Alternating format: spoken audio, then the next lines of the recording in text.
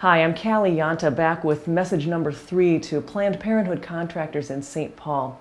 When you have a project of this magnitude, a 46,000 square foot building, the third largest abortion clinic in the country, it takes a lot of firms to get it built, from the architect who draws up the plans to whoever screws in the switch plates at the end of the project.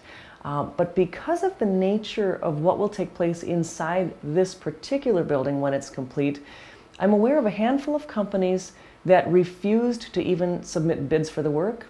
I know of one worker who took the job and then, because of his conscience, decided he didn't want it anymore. He asked to be removed without retribution. That was granted to him.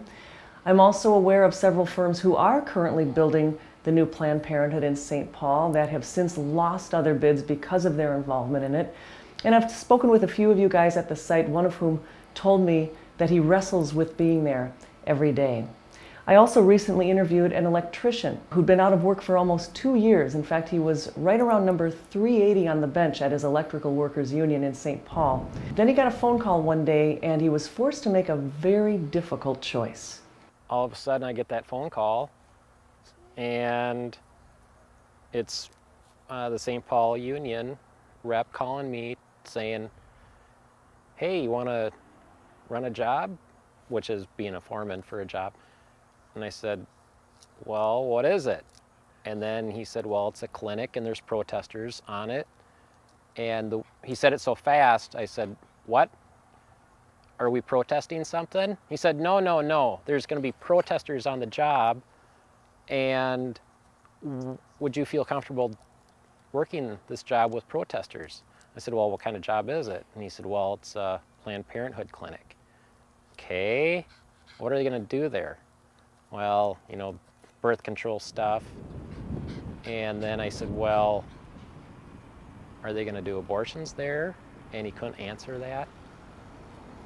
And I said, well, I know they're going to probably do it eventually. I can't do it. And he was cool with that. There's no repercussions to that. Then I called Nicole at work and I said, well, I have some good news and some bad news, honey.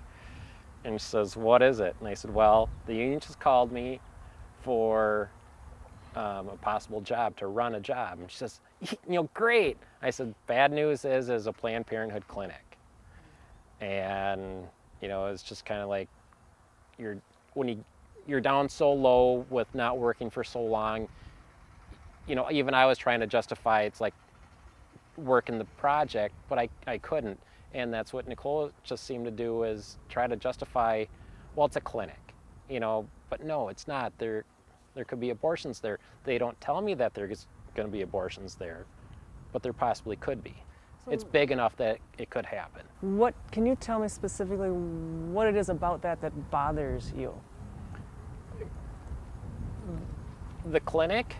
About abortions. Abortions? Just killing life. I couldn't be a part of a place that's going to kill life. You know, God creates everybody, and it's life that's doesn't have a chance to say yes or no. I mean, there's no defense for them. You know, we're the defense. I'm very proud of him. It was a hard week that week. There was a lot of disappointments other than just the job. So it was just one thing after another. You know, we've been applying online for every job and we were exhausted. And it was, at first I wanted to say, you've worked on clinics, Tim. I'm sure they do abortions at all clinics. And then it was like silence. And then I had to regroup and say no.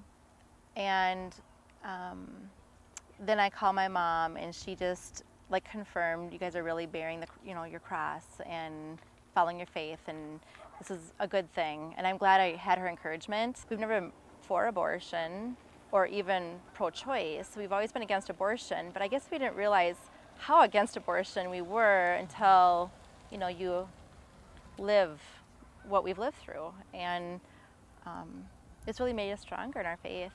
When I do projects, I want to feel the pride of doing a project.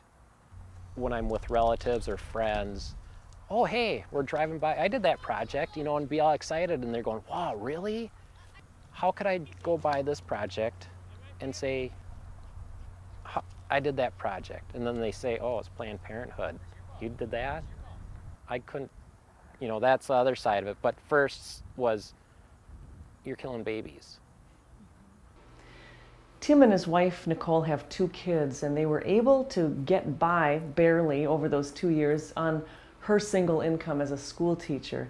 It was a difficult 2 years, and a lot of sacrifices went into it, including turning down this job for Planned Parenthood, but they're very glad that they did it. He did recently get a job full-time at the hardware store in the town where they live, which does not compromise his union status. And since they've been in the news a little bit about this lately, they've also received hundreds of letters from people around the country supporting them, people even sending them money in the mail to help pay for groceries and that sort of thing. So once again, they're happy with the choice they made, and I just bring you this story to ask you to consider your involvement in this project. Really think about it, please.